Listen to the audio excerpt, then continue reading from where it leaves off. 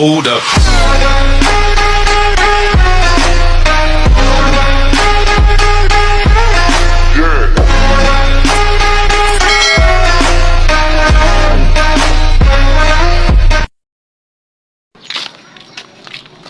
Anong pipili natin? Short and drink. Oo, ano ba gusto mo? Hindi ko vegetarian. Di ba may anong pop doon na lang tayo pibili? Ikaw. Ikaw. Sige. Ano na lang. Sarap naman kasi nito, girl. Buti na lang I'm done. Ah! For this month. I'm finished this month. Sige mo nga ito. Ubus mo na lahat ng ilalabas mo. Oh my gosh! Ayan na naman si video niya. Voice over ko lang naman.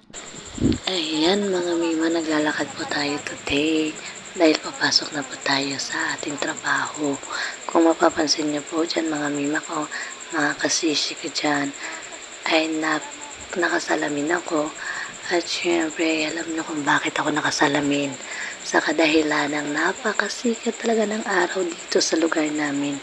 Grabe, sikat na sikat talaga yung araw. At tinan mo naman mga mima ko, piling-piling yung ate nyo. Piling artista si ate nyo, tsaka naman ang mukha. So, ayan. Kung mapapansin nyo dyan mga mima ko, malapit kami sa court and then sa school. Elementary school. Ayan, makakasalubong namin yung mga estudyante. Alam mo yung mga tingin nila, bakit kaya ito nag-video-video itong babae na to? Siguro mga ganun yung mga tinginan nila, pero ako kasi nahihiya talaga ako dyan. Pero go pa rin ako. Gusto ko kasi ibalik yung pagbablogger ko na naudlot. Kasi sa kadahilan ng nasira yung cellphone ko, kaya po naudlot yung pagbablog ko mga mima. So, ayan, sinisipon pa si ate girl mo dyan. OMG. Ayan mga mima ko, ayan mga yan, nakatingin na sila sa akin. Ate nagbibideo, hi.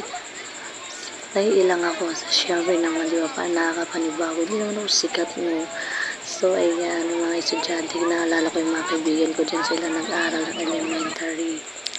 Ayan, yan yung school. Pasakay na kami ng tricycle dyan, mga kasisi. Diyan namin sinusundo yung kaibigan ko na si Tricia May. Ayan, dyan siya nag-aaral. Ngayon, senior high school. Nung una kang makilala, binigyan mo ng pag-asa. Ang buhay ko'y bigla na lang nagbago. Dahil sa'yo ang